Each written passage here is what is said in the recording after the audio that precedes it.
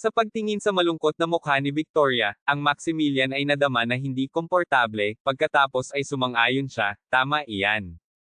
Ang taong nag-utos kay Caesar Palace ay. Biglang, isang malakas na sigaw ng isang maliwanag na lalaki na tinig sa tabi ng mga salita ni Maximilian. Victoria, naruroon ka. Naghahanap ako para sa iyo para sa edad. Pagkatapos ay tumakbo ang isang gwapong lalaki patungo sa kanila, na nagsuot ng isang disenteng puting suit, na may malaking palumpo ng mga pulang rosa sa kanyang mga kamay.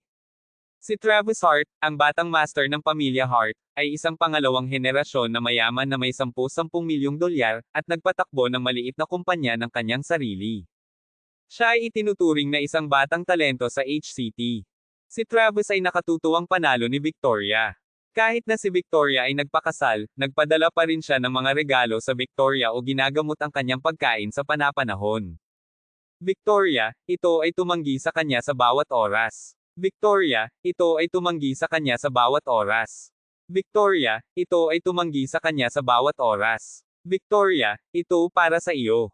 Binili ko lang ito. Ibinigay ni Travis ang malaking palumpo ng mga rosa sa kanyang kamay kay Victoria, na nagpahid sa kanyang mga luha at ngumiti, salamat, ngunit hindi ko ito matanggap.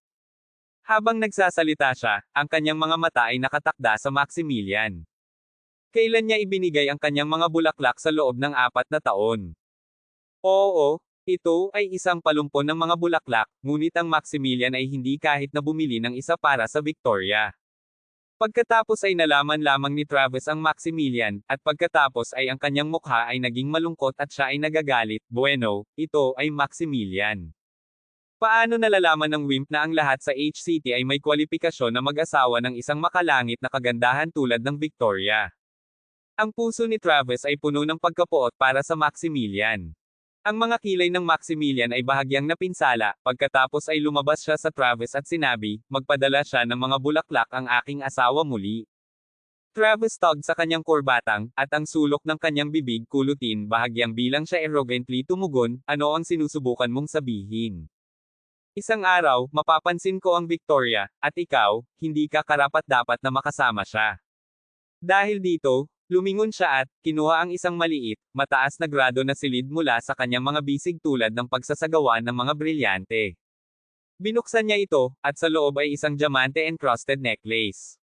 Victoria, ito ang bagong koleksyon ng Cartier, ang koleksyon ng langit na engkanto star brilyante. Ngunit ngayon ay maaari ko lamang bumili ng isa sa mga cheapest sa kanila para sa 600,000 dolyar. Kapag gumawa ako ng mas maraming pera, siguraduhin kong bilhin ka ng pinakamahal na isa, daang bulaklak, engkanto para sa 30 milyong dolyar. Sinabi ni Travis ng same time, at tiningnan niya ang Maximilian na may sapat na kaya ngayon, maaari niyang bilhin ito kwintas para sa 600,000 dolyar nang hindi bababasa. Ngunit ano ang tungkol sa Maximilian? Hindi niya kayang bayaran ito sa isang buhay. Si Victoria ay isang maliit na napahiya pagkatapos ay sinabi niya, Travis, salamat sa iyong kabaitan, ngunit hindi ko ito matanggap, dahil ito ay masyadong mahal. Narinig din ni Victoria ang bagong mga necklaces ng brilyante ng Cartier, ang koleksyon ng langit na engkanto star brilyante, lalo na ang pinakamataas na maluho na dinisenyo daang bulaklak engkanto diamante quintas, na naglalaman ng 207 diamante, na kung saan ay isang cascading diamante quintas. Ito ay may mataas na kalidad na lampas sa tanong dahil ito ay binubuo ng mataas na kalidad na puting diamante, na karamihan ay hugis ng peras, at lahat ay nakatakda sa platinum. Well, ang mga babae ay interesado sana. Ang daang bulaklak engkanto diamante quintas ay speculated sa isang mataas na presyo ng 30 milyong dolyar at ito ay 100 piraso bawat taon.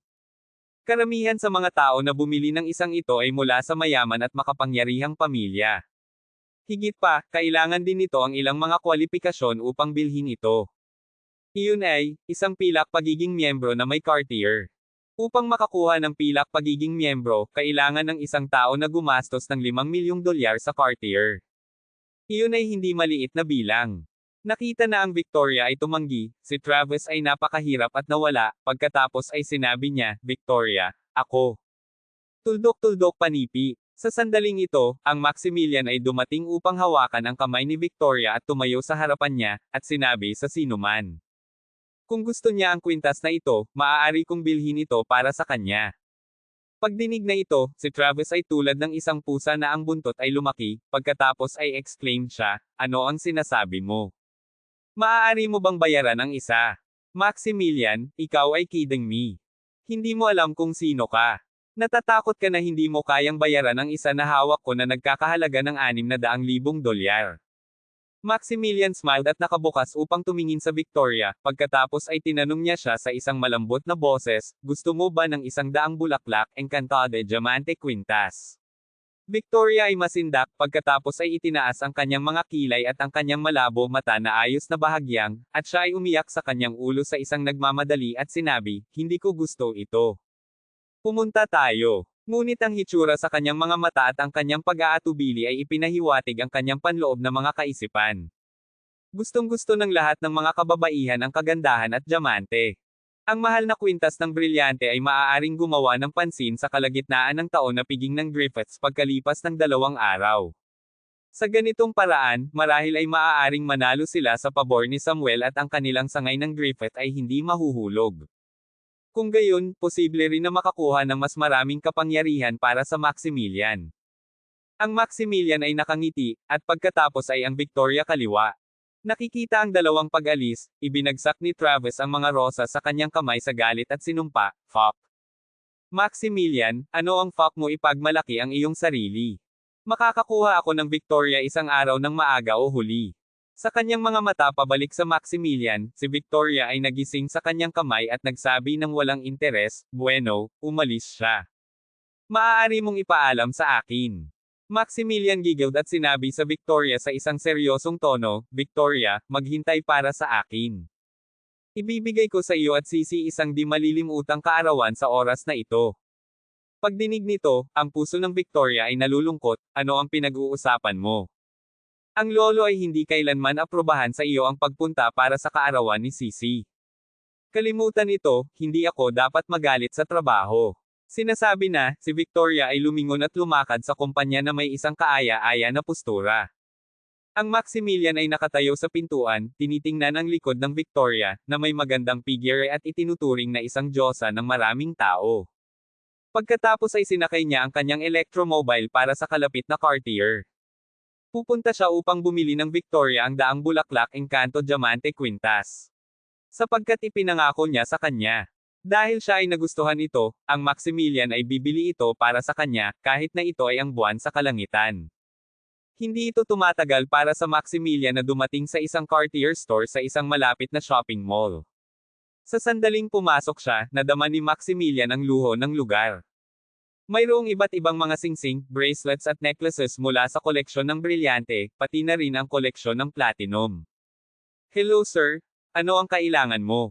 Dumating ang isang babaeng sales assistant sa isang itim na profesional na damit, matangkad at eleganteng, palaging may isang ngiti sa kanyang mukha habang nagsalita siya. Maximilian tumingin sa paligid at sinabi, "Tumingin lamang sa paligid."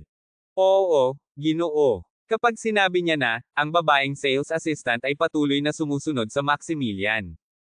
Sa tuwing siya ay tumingin sa isa, bibigyan niya siya ng pagpapakilala. Pagkatapos ay higit sa 10 minuto, ang Maximilian ay hindi nagsabi kung ano ang gusto niyang bibili at tinalakay ito ang isang mababang boses. Ang isa sa babaeng sales assistant, na may isang hangin ng pagpapalubha, lumakad hanggang sa Maximilian sa kanyang mga bisig sa paligid ng kanyang dibdib at nagtanong sa isang hindi magiliw na pagpapahayag, "Ginoo, ikaw ay naghahanap sa paligid para sa halos 20 minuto. Gusto mo ba talagang bumili ng isang bagay? Huwag magsaya sa sipiro." Habang nagsasalita, ang babaeng sales assistant ay nagdrag sa isa sa tabi ng Maximilian, na nanunood sa kanya sa loob ng 10 minuto, at sinaway siya, "Ikaw ay sobrang ignorante upang mapagtanto ang isang tao na tulad niya ay hindi kayang bumili ng anuman sa aming mga produkto." Pagkatapos ay tumangala ang katulong na may matibay na babae sa Maximilian, at nagkomento, "Narito, ang sweatshirt at pantalon na kanyang suot ay lahat mula sa street stands, at ang kanyang mga sapatos ay peking tatak, at ang lahat ng mga bagay sa kanyang buong katawan ay nagkakahalaga ng hindi hihigit sa $300. Paano maaari bang bayaran ng isang tao ang aming mga produkto? Dapat kang matuto ng higit pa mula sa iba sa hinaharap upang maging mapagmasid, nakuha ito."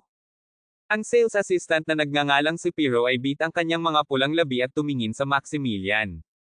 Gusto niyang sabihin ang isang bagay ngunit siya ay nodded lang sa kalaunan at sumagot, alam ko, Vanessa.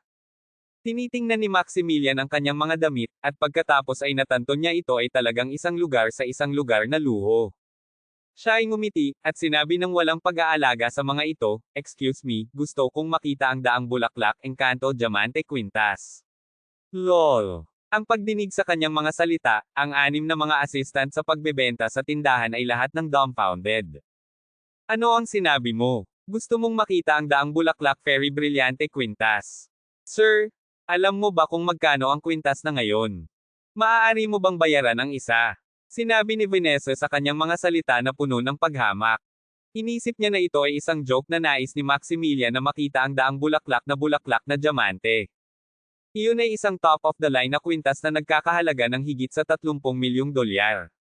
Walang isa na bente pa sa HCT. Paano ito mabibili ng mahihirap na tao? Maximilian smiled at nagtanong, ako ang bisita pagkatapos ng lahat. Maaari ko bang makita ito? Frowned Vanessa. Ang kanilang kumpanya ay may mga tuntunin na hindi nila maaaring itaboy ang mga bisita, pabayaan mag-isa ang kanilang mga damit at ari-arian sa kalooban. Ngayon, nilabag ni Vanessa ang mga panuntunan o gumawa ng kahit ano. Biglang, isang ang pag-uyam ng tinig ay nagmula sa pintuan, yuhu, Maximilian, maglakas loob na dumating dito.